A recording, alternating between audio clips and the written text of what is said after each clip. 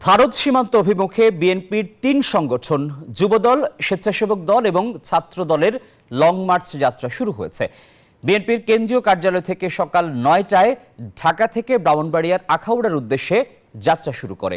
ভারতের আগরতলায় বাংলাদেশের সহকারী হাইকমিশনে হামলা, জাতীয় পতাকার অবমাননা সহ বাংলাদেশের বিরুদ্ধে অপপ্রচার ও ষড়যন্ত্রের প্রতিবাদে এই কর্মসূচি পালন করা হচ্ছে। লং মার্চ সফল করতে সকাল থেকেই রাজধানীর নয়াপল্টনে সমবেত হন নেতাকর্মীরা। স্লোগানে মুখরিত হয়ে ওঠে পুরা এলাকা। দীর্ঘ এই যাত্রায় পথে পথে সভা সমাবেশ করবেন নেতাকর্মীরা। পথে পথে যুক্ত হবেন সংগঠনগুলোর স্থানীয় নেতাকর্মীরা।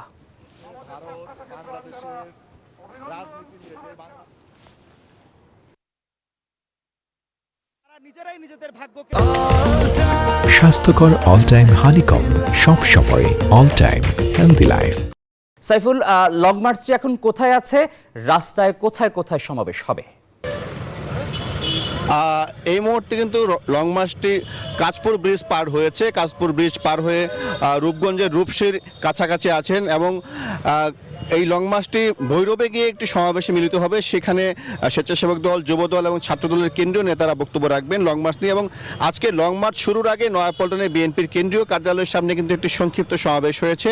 সেই সংক্ষিপ্ত সমাবেশে বক্তব্য রেখেছেন বিএনপির সিনিয়র যুগ্ম মহাসচিব রুহুল কবির রিজভী এবং বক্তব্য রেখেছেন কেন্দ্রীয় স্বেচ্ছাসেবক দলের সভাপতি এস এম জিলানি, ছাত্র দলের সভাপতি রাকিবুল ইসলাম রাকিব এবং যুব দলের কেন্দ্রীয় সভাপতি আব্দুল মোনায়েম মুন্না। তারা কিন্তু স্পষ্ট বলেছেন যে বাংলাদেশের ইস্যুতে ভারত যে ধরনের আচরণ করছে তা বাংলাদেশের মানুষ গ্রহণ করবে না এবং আগামী দিনে বাংলাদেশের সম্পর্কের ক্ষেত্রে বাংলাদেশ এবং ভারত উভয় দেশের স্বার্থ সংশ্লিষ্ট বিষয়গুলো সমমর্যাদা ও সমান অধিকারের ভিত্তিতে হতে হবে, সেই বিষয়টি তারা কিন্তু বলেছেন।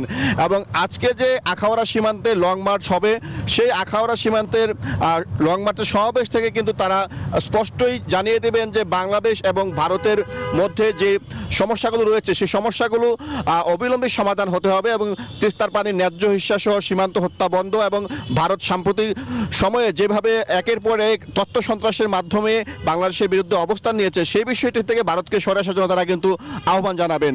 আমরা লং মার্চের গাড়ি বহরে রয়েছি। আমরা নিউজ 24-এর দর্শকদেরকে পরবর্তীতে আরও নতুন তথ্যের এখন এখানেই বিদায় নিচ্ছি।